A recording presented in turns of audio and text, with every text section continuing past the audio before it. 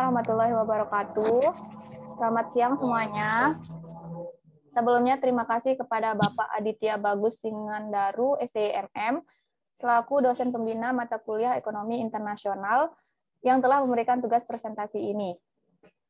Sebelum memulai presentasi, saya akan memperkenalkan anggota kelompok 5.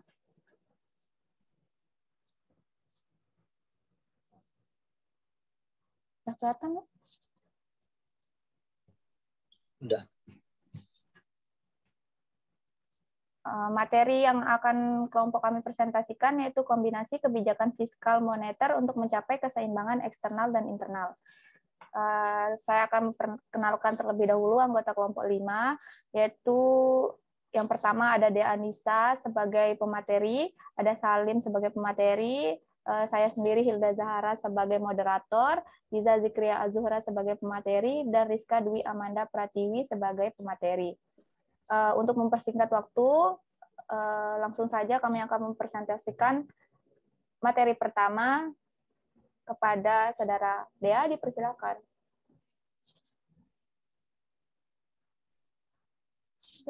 Baik, terima kasih. Di sini saya akan menjelaskan tentang pengertian dari kebijakan fiskal dan kebijakan moneter.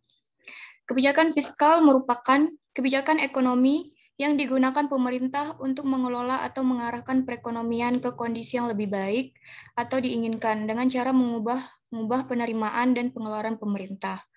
Selanjutnya, kebijakan moneter merupakan proses mengatur persediaan uang sebuah negara untuk mencapai tujuan tertentu, seperti menahan inflasi, mencapai pekerjaan penuh atau lebih sejahtera. Kebijakan moneter bertumpu pada hubungan antara tingkat bunga dalam suatu perekonomian, yaitu harga di mana uang yang bisa dipinjam dan pasokan total uang. Sebagaimana kita ketahui bahwa kebijakan moneter akan mempengaruhi pasar uang dan pasar surat berharga. Dan pasar uang dan surat berharga itu akan menentukan tinggi rendahnya tingkat bunga. Dan tingkat bunga akan mempengaruhi tingkat agregat. Kebijakan fiskal akan mempunyai pengaruh terhadap permintaan dan penawaran agregat, yang pada gilirannya permintaan dan penawaran agregat itu akan menentukan keadaan di pasar barang dan jasa. Kondisi di pasar barang dan jasa ini akan menentukan tingkat harga dan kesempatan kerja. Dan kesempatan kerja akan menentukan tingkat pendapatan dan tingkat upah yang diharapkan. Keduanya akan memiliki umpan balik, yaitu pendapatan akan memberikan umpan balik terhadap permintaan agregat dan umpan harapan mempunyai umpan balik terhadap penawaran agregat dan pasar uang serta pasar surat berharga. Selanjutnya.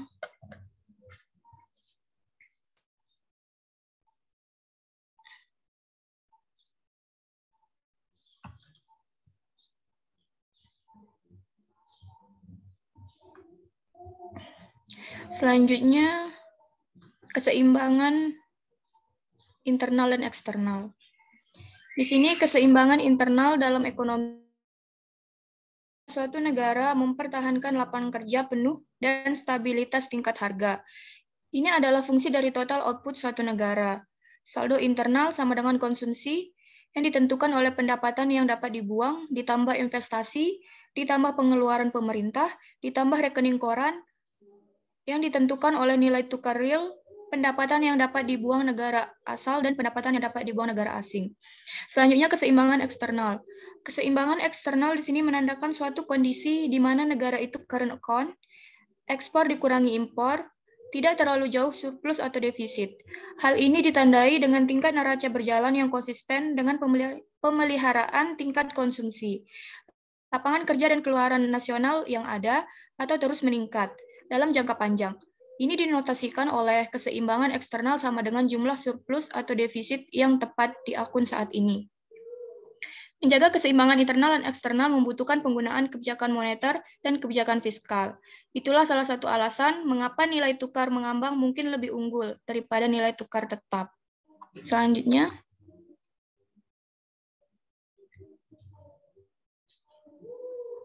Selanjutnya adalah diagram Swan. Diagram Swan di sini digunakan untuk mengevaluasi perubahan ekonomi yang dihasilkan dari kebijakan yang mempengaruhi pengeluaran domestik atau relatif permintaan untuk barang-barang asing dan domestik. Di sini sudah ada gambarnya di slide. Pada diagram tersebut, Di sana menunjukkan sumbu horizontal adalah jumlah real domestic absorption, di mana adalah penjumlahan antara konsumsi, investasi, dan pengeluaran pemerintah. Sumbu vertikal menunjukkan nilai tukar real yang menunjukkan adanya peningkatan depresiasi real yang dampaknya pada perbaikan persaingan internasional. IB menunjukkan kombinasi nilai tukar dan domestic absorption yang menunjukkan perekonomian berada pada keseimbangan internal dan posisi perekonomian berada pada full employment dan kestabilan harga dalam negeri. Kurva EB juga menunjukkan kombinasi antara nilai tukar dan domestic absorption yang menunjukkan perekonomian berada pada posisi keseimbangan eksternal, yaitu keseimbangan current account. Di sebelah kanan EB menunjukkan pengeluaran domestik lebih tinggi dalam mencapai current account. Akibatnya, current account menjadi defisit. Sebaliknya, di sebelah kiri EB menunjukkan current account yang surplus. Sekian dari saya. Materi selanjutnya akan disampaikan oleh Saudara Salim. Kepada Salim dipersilahkan. Baiklah, saya akan melanjutkan presentasi dari teman saya. Di sini akan membahas kurva IS. Kurva IS adalah kurva yang menunjukkan kombinasi antara suku bunga R dengan tingkat output Y yang menjamin tercapainya keseimbangan di pasar equilibrium. IS berasal dari investasi, investment, dan S saving atau tabungan. Pasar barang adalah pasar untuk barang-barang dan jasa-jasa. Kurva IS adalah kurva yang menggambarkan keseimbangan di pasar barang. Di dalam model Keynes sederhana tentang pasar barang dan jasa, keseimbangan pasar akan terjadi apabila dipenuhi dua syarat. Sebagai berikut. 1. Penawaran agregat barang-barang dan jasa Y sama dengan permintaan agregat akan barang-barang dan jasa AD atau Y sama dengan C plus I plus G. Yang kedua adalah tabungan ditambah pajak sama dengan investasi ditambah pengeluaran pemerintah atau S plus D sama dengan I plus G. Next.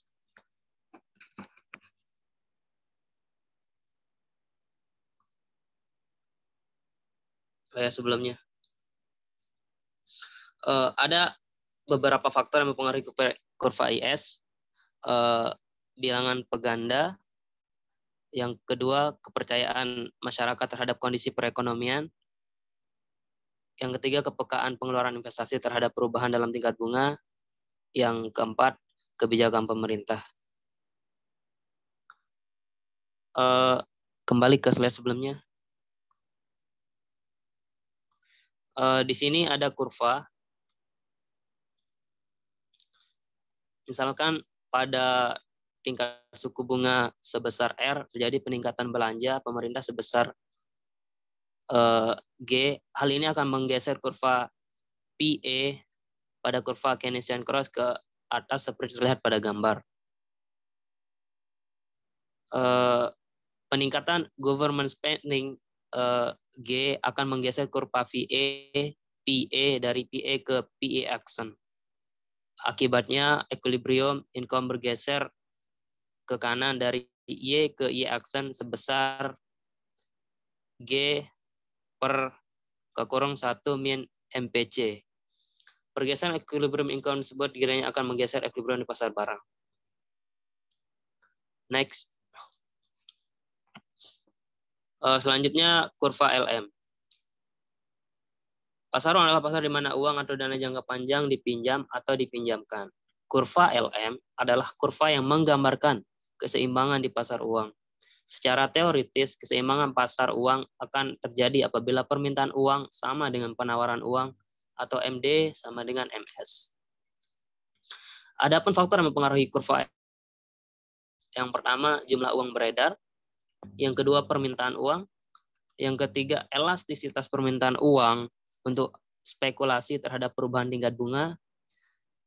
Yang keempat, elastisitas permintaan uang untuk transaksi terhadap tingkat pendapatan.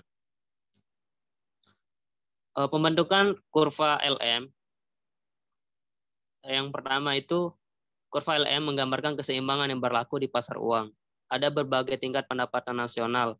Uraian mengenai teori moneter yang dikemukakan oleh Keynes telah menunjukkan bahwa tingkat bunga ditentukan oleh permintaan dan penawaran uang. Salah satu faktor yang menentukan permintaan uang adalah pendapatan nasional, yaitu semakin tinggi pendapatan nasional, semakin tinggi permintaan uang untuk transaksi dan berjaga-jaga.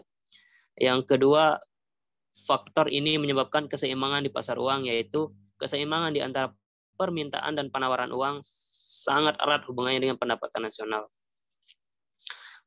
Untuk melihat pengaruh perubahan keseimbangan di pasar uang sampai membentuk kurva LM, dapat digambarkan dengan kurva, yaitu perhatikan pada gambar A, pasar uang, diasumsikan suku bunga pada suatu perekonomian awalnya sebesar R1, bila tingkat pendapatan meningkat dari Y1 menjadi Y2, maka hal ini akan menggeser kurva permintaan uang real dari L1 ke L2. Hal tersebut menyebabkan kenaikan suku bunga. Kenaikan suku bunga ini diperlukan untuk mempertahankan keseimbangan di pasar uang, sehingga keseimbangan pasar uang bergeser dari titik A ke titik B. Bila pendapatan mengalami peningkatan dari Y1 ke Y2, maka permintaan uang real akan meningkat dari L1 ke L2 pada panel A. Hal ini akan mengubah keseimbangan suku bunga dari pasar uang dari R1 ke R2. Perubahan tingkat output dari Y1 ke Y2, perubahan suku bunga dari R1 ke R2 membentuk kurva LM pada panel B. Titik C dan D pada kurva LM menunjukkan keseimbangan pasar uang pada titik A dan pada panel A. Next.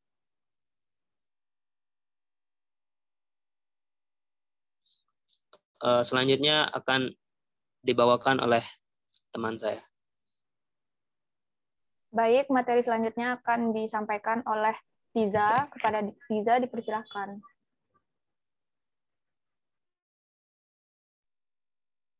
Oke, terima kasih Hilda. Selanjutnya saya akan menjelaskan mengenai kurva pembayaran internasional atau biasa disebut NPI. Di sini neraca pembayaran internasional atau balance of payment adalah suatu catatan sistematis tentang seluruh transaksi ekonomi antara penduduk suatu negara dengan penduduk lainnya pada periode waktu tertentu. Ini biasanya pada 1 tahun. Nah, pada neraca pembayaran internasional ini terdapat sistem pencatatan, yaitu tentunya yang pertama itu ada debit, dan kredit. Terus penjelasan dari debit yaitu bertambahnya kewajiban atau hutang penduduk suatu negara untuk melakukan pembayaran terhadap penduduk negara lain. Contohnya yaitu impor. Dan kredit yaitu bertambahnya hak penduduk suatu negara untuk menerima pembayaran dari penduduk negara lain. Contohnya yaitu ekspor. Jika sisi kredit lebih besar dari sisi debit, maka neraca pembayaran mengalami surplus. Sebaiknya jika sisi debit lebih besar dari sisi kredit, maka neraca pembayaran mengalami defisit. Di sini saya akan menjelaskan mengenai fungsi dari neraca pembayaran internasional bagi suatu negara. Yang pertama yaitu sebagai bahan pertimbangan pemerintahan untuk mengambil langkah-langkah di bidang ekonomi, seperti ekspor dan impor, utang piutang, dan penanaman modal. Dan yang kedua, sebagai bahan pertimbangan pemerintah untuk mengambil langkah-langkah di bidang moneter dan fiskal. Di neraca pembayaran bisa dilihat jumlah cadangan devisa. Jadi, jika cadangan devisa menipis, maka pemerintah perlu membuat kebijakan untuk menambah devisa atau menghemat devisa. Dan yang ketiga yaitu sebagai bahan pertimbangan pemerintah untuk mengetahui pengaruh hubungan ekonomi internasional terhadap pendapatan nasional. Oke, di sini baru saja saya mendapatkan kurvanya. Mohon maaf sebelumnya Pak, nanti kita bakalan masukin di proposal atau resume kami. Jadi di sini saya mengambil kurva mengenai kurva Y, karena saya sempat membaca bahwa pemerintah menggunakan neraca pembayaran internasional ini sebagai dasar pembuatan kebijakan atau peraturan yang terkait berbagai hal yang berhubungan dengan perdagangan internasional. Jadi, terdapat kaitan antara pembayaran internasional dan perdagangan internasional. Dan tujuannya itu untuk menghindari defisit yang merugikan negara, meningkatkan surplus negara sehingga dapat membantu kesejahteraan masyarakat, dan tentu saja untuk meningkatkan devisa negara. Dan pada kurva J itu menunjukkan setelah depresiasi mata uang, efek di mana neraca perdagangan negara, mohon maaf saya ulang, pada kurva J itu menunjukkan bahwa setelah depresiasi mata uang, efek di mana neraca perdagangan negara mungkin bertambah buruk terlebih dahulu sebelum kemudian menjadi bertambah baik. Dan ini membentuk huruf J. Oke, next.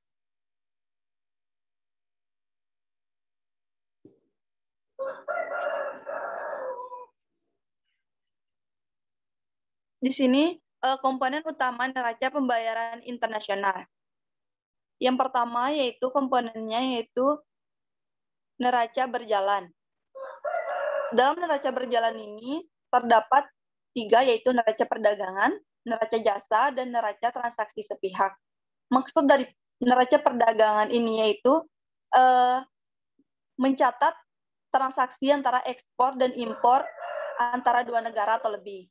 Dan maksud dari neraca jasa ini yaitu mencatat transaksi jasa dari atau kepada negara lain. Dan neraca transaksi sepihak ini maksudnya itu berupa bantuan sosial dari negara lain. Dan yang kedua, neraca modal. Maksud dari neraca modal yaitu neraca modal mencatat transaksi penerimaan atau pembayaran sehubungan dengan peminjaman atau penanaman modal atau ekspor dan impor modal yang terjadi di antar atau dua negara untuk investasi jangka pendek atau jangka panjang. Dan selanjutnya yaitu yang ketiga ada neraca moneter. Pada neraca moneter ini mencatat mutasi dalam hubungannya dengan IMF serta memperlihatkan perkembangan atau perubahan cadangan devisa suatu negara. Oke, next. Di sini bisa dilihat contoh dari neraca perdagangan internasional. Jadi saya akan menjelaskan maksud dari contoh neraca perdagangan internasional ini, bahwa ekspor dan impor mengalami perkembangannya pesat. Dalam tahun 1969, nilai ekspor maupun impor baru mencapai 995 juta dolar. Dan pada tahun 1985, ekspor sudah hampir mencapai 20 miliar dolar dan menjadi hampir 2 kali lipat dalam tahun 1993, yaitu 37,2 miliar dolar. Impor juga naik dengan pesat, tetapi masih lebih lambat dari perkembangan ekspor. Nilai impor mencapai 29,2 miliar dolar pada tahun 1993. Maka dalam tahun 1993, neraca perdagangan mengalami surplus sebanyak 39,186 dikurangi 29,198 miliar dolar sama dengan 7.988 miliar dolar. Selanjutnya yaitu neraca jasa-jasa mengalami perkembangan yang sangat pesat. Akan tetapi berbeda dengan neraca impor barang, ekspor jasa kurang menguntungkan pada Indonesia. Nilainya tetap defisit dan makin lama makin besar. Jumlah defisit mencapai 10,9 miliar dolar. Ini mengakibatkan defisit dalam transaksi berjalan atau karena kelebihan ekspor dan impor hanya berjumlah 7,99 miliar dolar. Yang ketiga, yang ke B di kalau di situ yaitu lalu lintas modal, yaitu menunjukkan gambaran yang menggalakkan terutama pada aliran modal swasta. Aliran bersih modal pemerintah meningkat hingga tahun 1985, tetapi sesudah itu merosot. Ini disebabkan oleh aliran keluar untuk membayar hutang pada masa lalu. Aliran modal swasta itu berjumlah hampir 3,45 miliar dolar pada tahun 1993. Sedangkan dalam tahun 1969 hanya berjumlah 71 juta dolar. Dan yang keempat yaitu sebagai akibat dari kedudukan neraca perdagangan dan aliran masuk modal yang relatif baik, neraca pembayaran Indonesia pada umumnya mengalami surplus. Oke, next.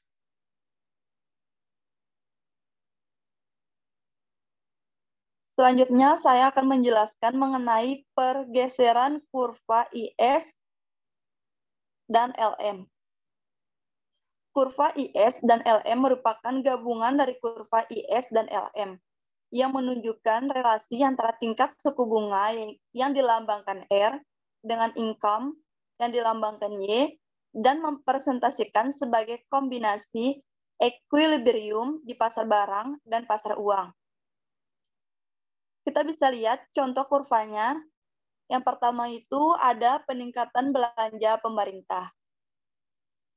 Misalkan terjadi peningkatan government sebanding sebesar delta G, hal ini akan mendorong kenaikan income atau Y,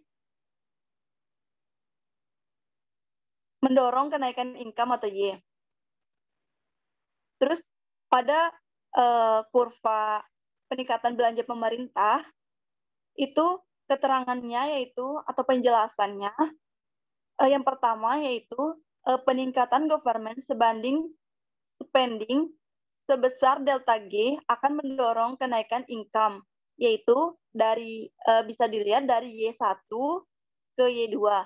Dan yang kedua, hal tersebut secara simultan menggeser kurva IS ke kanan secara sejajar sebesar delta G, atau 1 dikurangi MPC menjadi IS, diikuti dengan kenaikan tingkat suku bunga dari R1 menjadi R2.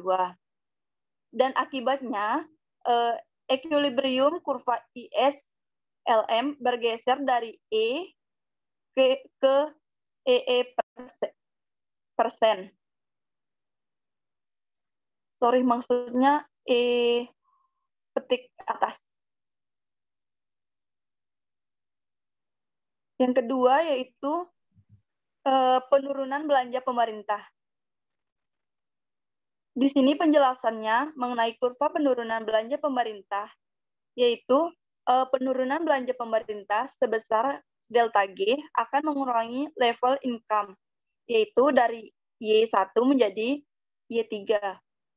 Ini menggeser kurva IS ke kiri secara sejajar sebesar delta G atau 1 dikurangi MPC. Akibatnya, IS sekaligus menurunkan tingkat suku bunga dari R1 menjadi R3. Yang ketiga yaitu peningkatan jumlah uang beredar. Maksudnya di sini yaitu pada kurva, yaitu peningkatan money supply dari Y1 menjadi Y4 akan menurunkan tingkat suku bunga yaitu dari R1 menjadi R4. Dan hal tersebut sekaligus menggeser kurva LM ke kanan sejajar menjadi LM dan mengubah equilibrium kurva IS LM dari E menjadi EM. Yang keempat yaitu penurunan jumlah uang yang beredar. Pada penurunan jumlah uang yang beredar dari Y1 menjadi Y5 berakibat pada kenaikan tingkat suku bunga dari R1 menjadi R5. Dan hal ini akan diikuti dengan pergeseran kurva LM ke kiri secara sejajar menjadi LM tanda petik 2, sekaligus mengubah equilibrium kurva ISLM dari E menjadi EN. Sekian, saya kembalikan ke moderator. Baik, terima kasih kepada Tiza. Materi selanjutnya akan disampaikan oleh Rizka. Kepada Rizka, dipersilahkan.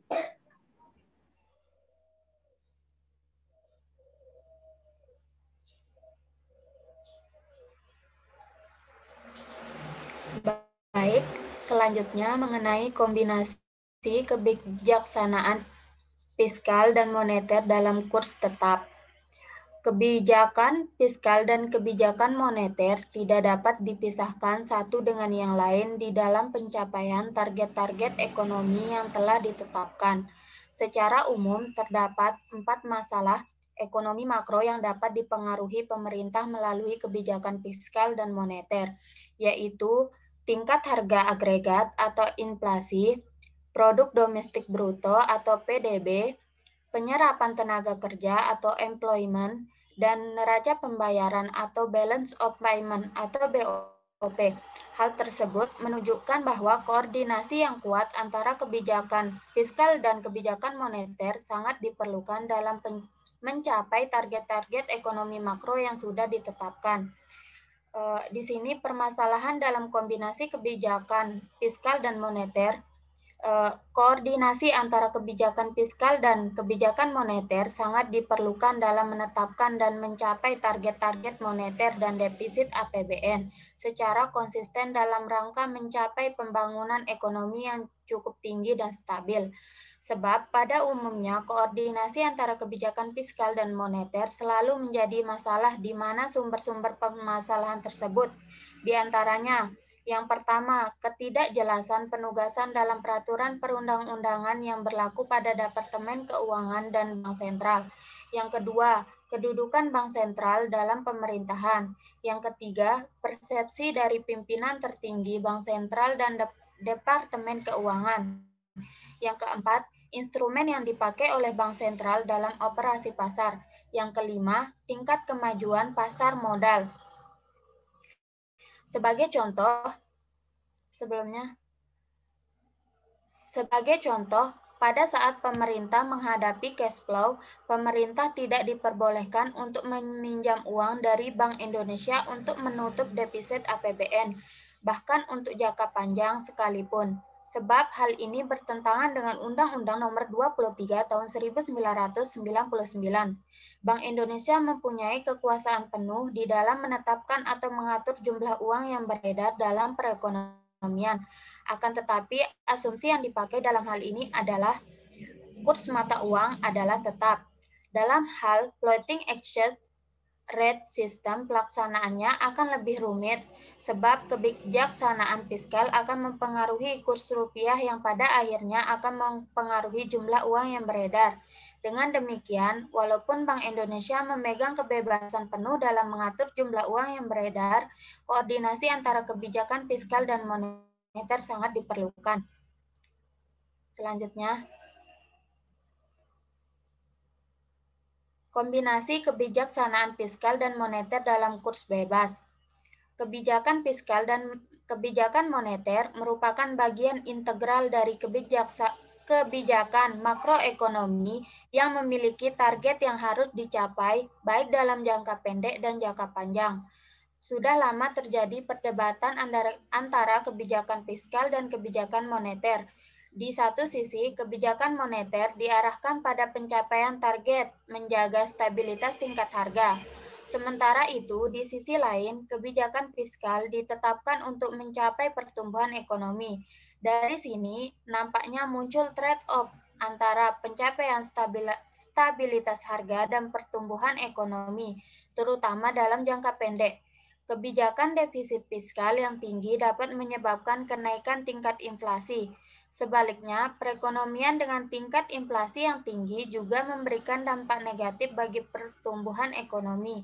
Perkembangan perekonomian yang semakin dinamis dan terintegrasi dengan perekonomian dunia memberikan implikasi penting bagi para pelaku ekonomi, terutama dalam pengambilan kebijakan makroekonomi. Pengelolaan kebijakan fiskal dan moneter melalui koordinasi yang baik akan memberikan sinyal positif bagi pasar dan menjaga stabilitas makroekonomi. Sekian. Baik, terima kasih kepada Saudari Tiza. Dengan berakhirnya penyampaian materi dari pemateri terakhir, maka berakhirlah pula presentasi kami pada siang hari ini. Sekian dari kami, kurang lebihnya mohon dimaafkan. Wabillahi taufiq wal hidayah. Wassalamualaikum warahmatullahi wabarakatuh.